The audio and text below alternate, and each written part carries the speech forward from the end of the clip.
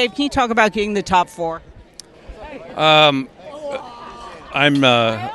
still trying to absorb what we did tonight as a team and a manufacturer. It's truly special. First time ever for Joe Gibbs Racing, so historic in and of itself, and to do it in the playoffs where everything is at stake. I'm really proud of Eric Jones.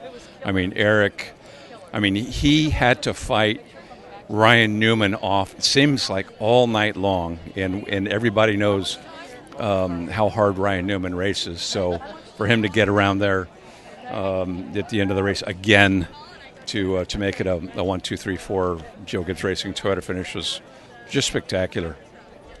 You had a situation where Martin goes back-to-back at Richmond, back-to-back in the playoffs.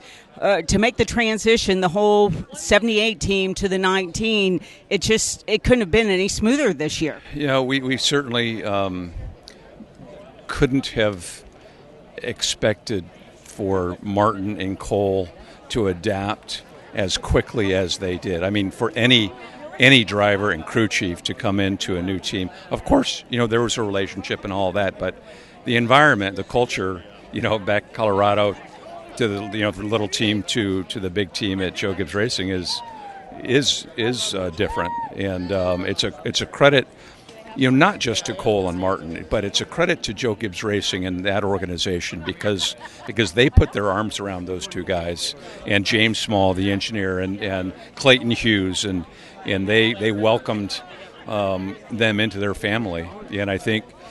The cliche of one tide lifts all the boats. That sounds cliche, but they recognize that Cole and Martin make them better as an organization. I think that's a big reason why that transition has gone so smoothly.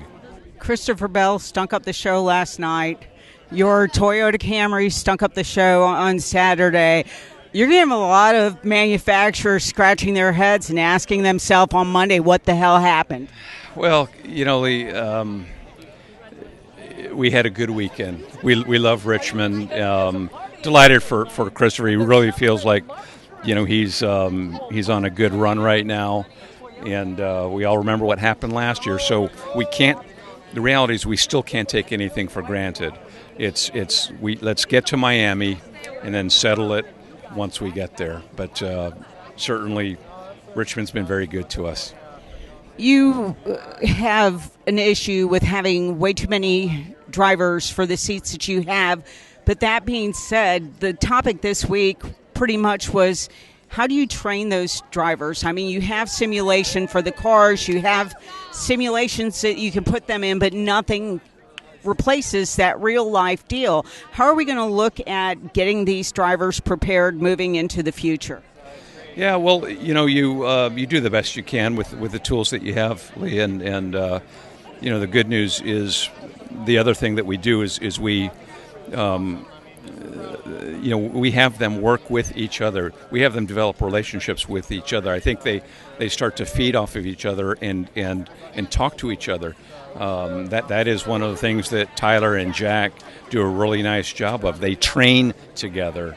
And so all of those experiences, those life experiences, I think help them become more mature and more sure of themselves. But to your initial point, it's a given that we'll not have enough seats. So we're extremely sensitive to that.